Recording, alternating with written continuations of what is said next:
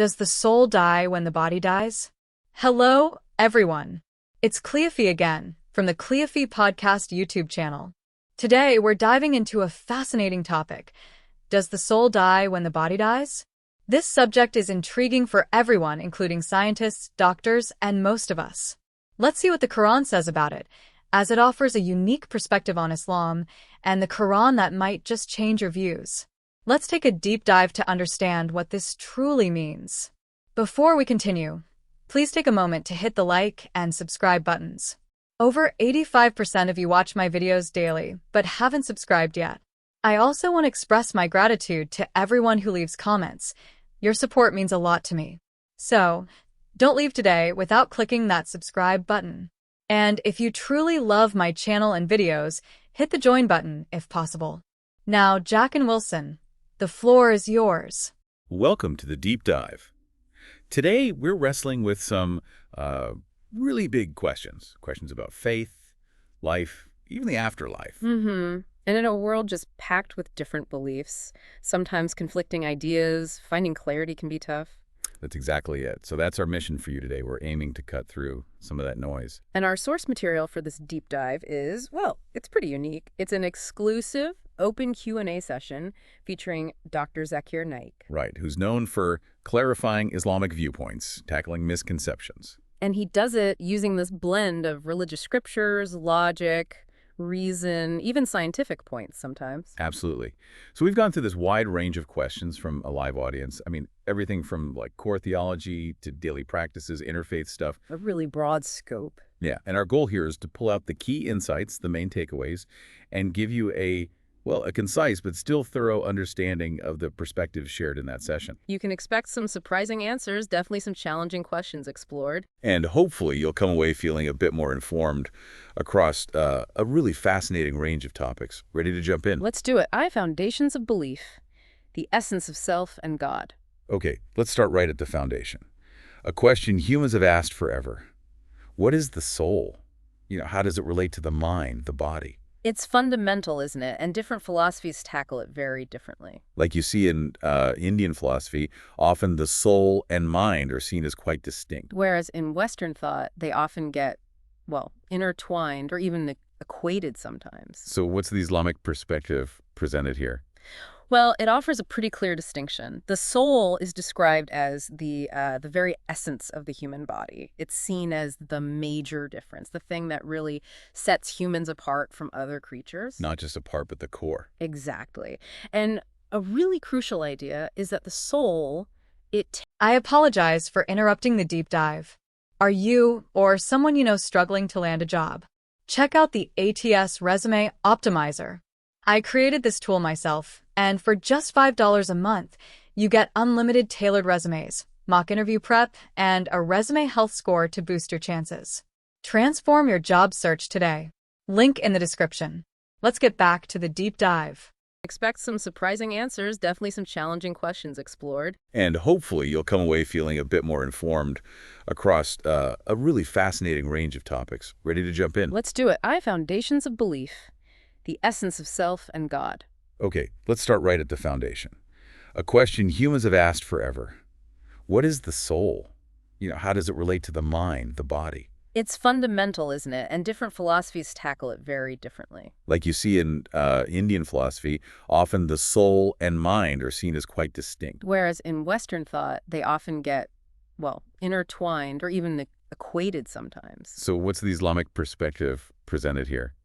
Well, it offers a pretty clear distinction. The soul is described as the very essence of the human body. It's seen as the major difference, the thing that really sets humans apart from other creatures. Not just apart, but the core. Exactly. And a really crucial idea is that the soul, it tastes death, but it doesn't actually die, doesn't perish. Taste death. What does that mean exactly? It's a phrase from the Quran, Surah Al-Imran, verse 185. Every soul shall have a taste of death. So death is experienced by the soul, but it's not annihilation. Oh, okay. So it's more like a transition point for the soul then. Precisely. From this view, this life we're living, is seen as a test for the hereafter. That's laid out in Surah Mulk, chapter 67. A test. Yeah. And after this life's test, the soul continues. Then, on the Day of Judgment, the belief is that a new body will be given. A new body. And the soul's ultimate destiny, whether it's paradise or hell, that's determined by the deeds done during this test period in this life. Now, science. Science hasn't really cracked the code on the soul, has it? Not at all. I mean, the source material does mention some interesting observations, though maybe not conclusive scientific proof. Like what? Well, it mentions some research noting a tiny loss of weight when a human dies, something apparently not seen when animals die. It hints that something might be leaving the body. Huh. Interesting, though. Yeah, not exactly definitive proof. No, definitely not. Scientific understanding is still very limited there. And just to clarify, when we talk about the mind in this context, it's generally seen as more of an abstract concept, distinct from the soul and distinct from the physical brain, too. It's not a physical thing, more like a cognitive function or capacity. Got it. Okay, so moving from the self to the divine, defining God, this is often a point of, well, friction, isn't it? The perception that Islam's definition of Allah kind of negates other faiths. Right, that's a common point raised. And this brings us to something really central in the Quran, what's often called the litmus test or the touchstone of theology. The litmus test. Yeah, it's found in Surah Ikhlas, chapter 1 and 12, just 4 short lines. It says, "Say, He is Allah, one and only, Allah, the absolute and eternal. He begets not, nor is he begotten, and there is nothing like unto him." One and only, absolute and eternal, doesn't beget, isn't begotten, and nothing like him. 4 points. Exactly. And this 4-point definition is presented as the ultimate criteria. If anything or anyone claimed to be God fails even one of these points, then according to this test, they aren't God. And the source material applies this test quite directly, doesn't it? I remember the example of Bhagwan Roshnish. It does. It uses that example to illustrate the application. It points out his documented human frailties suffering from asthma, diabetes, backache. Things you wouldn't associate with an absolute and eternal being. Precisely. And being arrested, allegedly slow poisoned, denied visas, these experiences directly contradict the idea of being absolute and eternal and having nothing like unto him. So, according to the test, he doesn't meet the criteria. It's a very clear application of those principles. So Yeah. connecting this back is the argument that Islam's concept of God clashes with the practices in other religions, but maybe not their actual scriptures. That's exactly the point made. The claim is that often the practices you see among followers have diverged from what their own foundational texts say. Can you give an example? Sure, take Sikhism.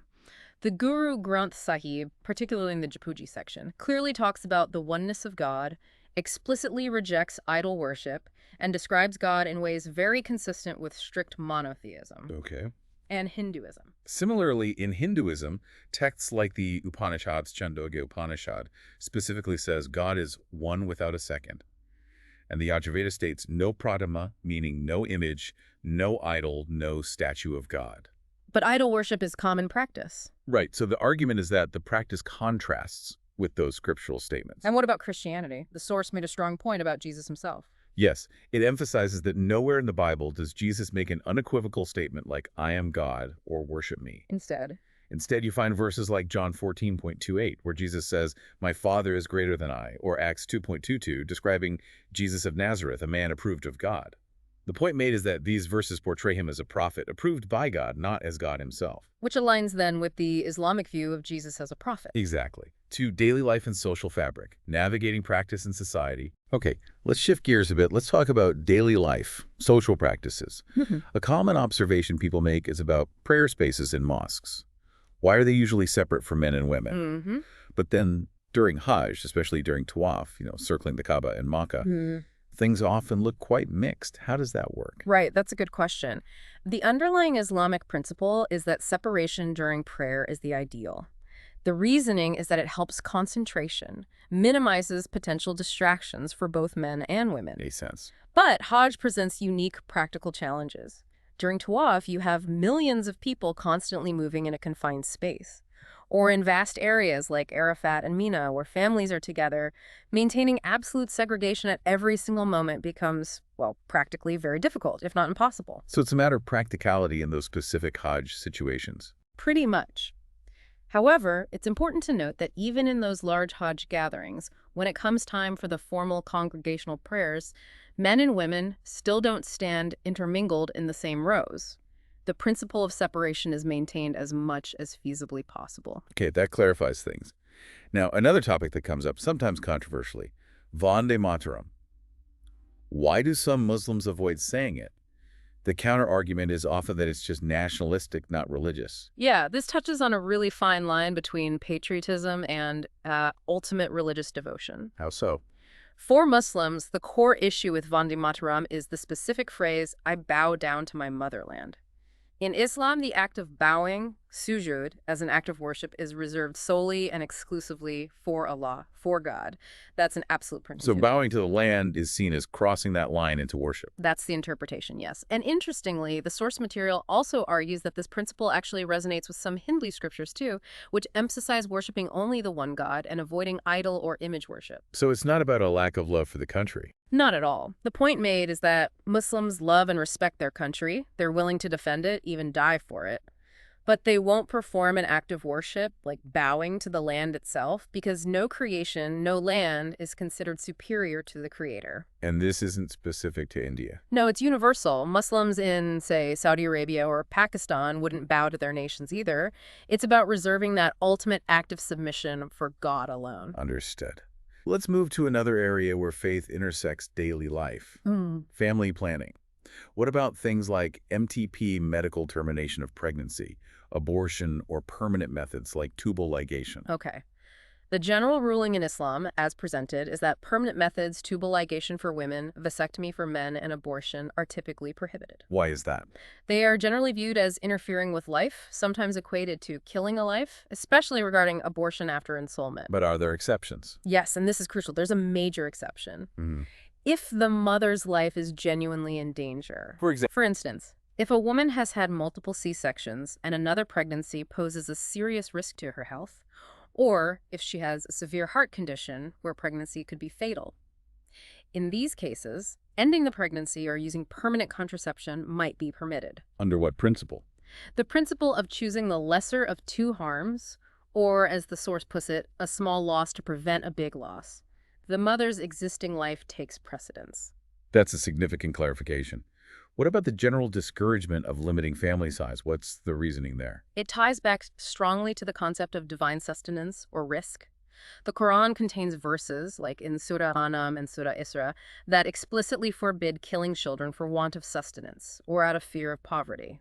So the idea is that God provides. Yes, that's the core belief, trusting God's provision, and the source actually challenges the whole narrative around overpopulation being inherently bad. How so? It argues that a large population can be a nation's greatest asset, manpower, a source of strength, crucial for becoming a superpower.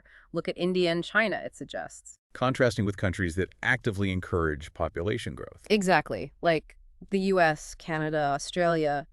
They often have policies to encourage immigration or higher birth rates because they see population as beneficial for their economy and influence. It completely reframes the issue.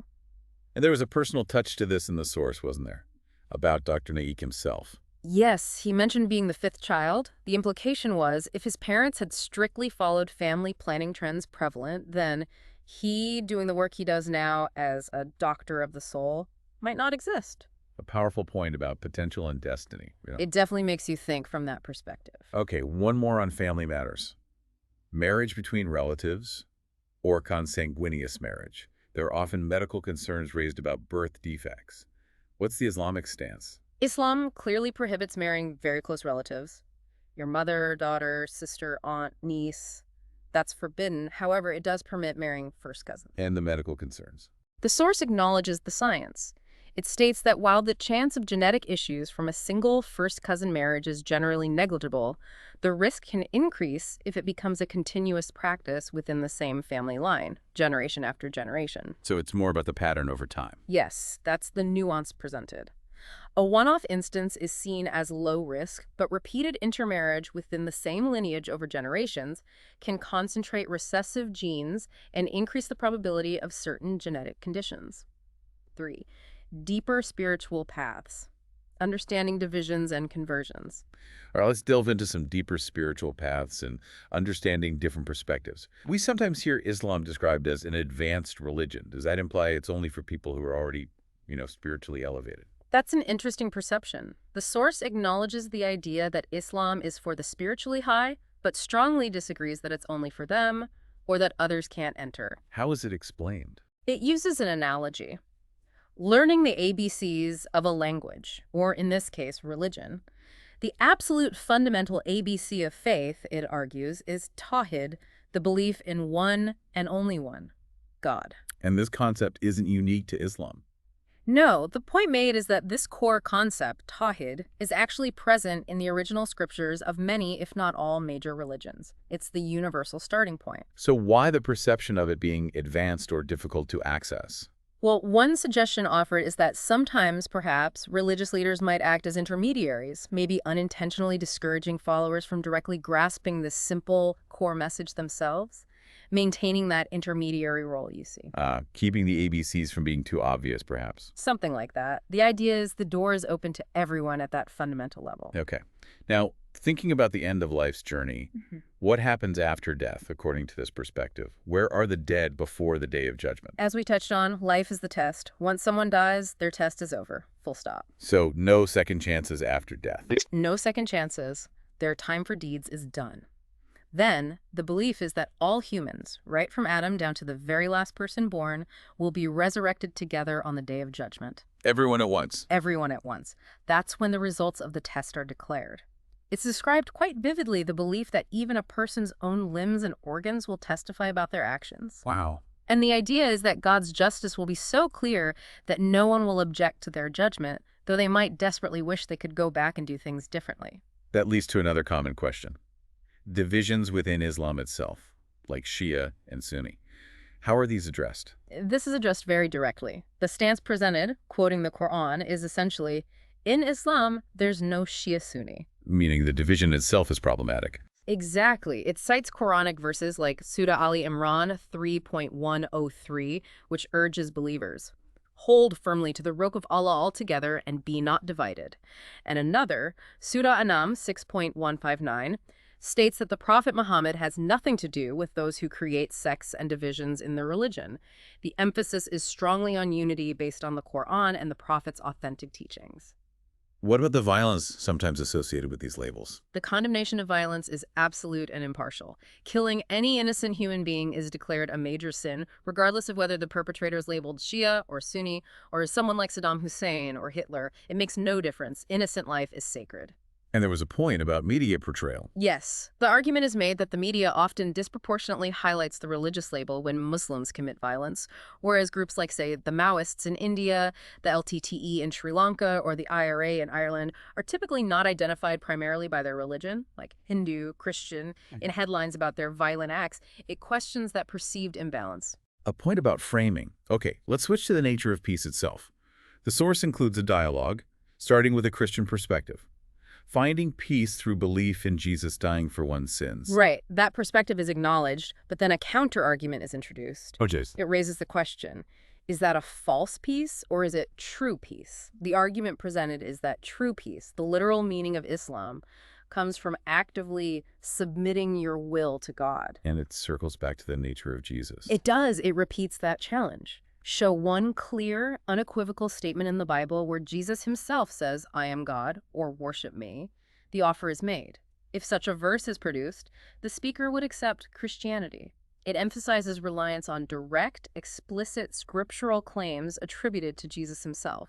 And it also compares common Christian practices to Jesus' own life. Yes, it contrasts things like alcohol consumption, eating pork, or the practice of circumcision, pointing out that Jesus, as a Jew of his time, would likely have avoided alcohol and pork and was circumcised.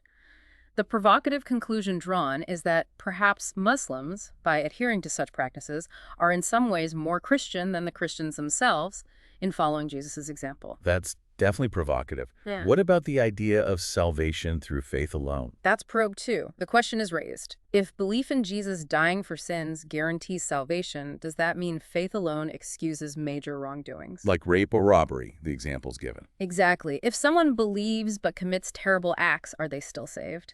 The point is pushed further. Even the devils, according to Scripture, believe in God and Jesus, but they certainly don't follow God's commands. So true faith must involve more than just belief. It requires righteous action and obedience. Deeds matter. Deeds are crucial, yes. This naturally leads to conversions, which apparently happened during the Q&A sessions.